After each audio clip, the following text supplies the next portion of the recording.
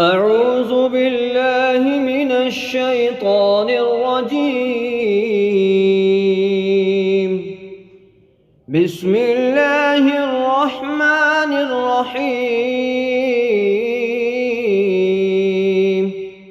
تبت يدا أبي لهب وتب، ما أغنى عنه ماله وما كسب، سيصلى نارا ذات لهب وامرأته حمالة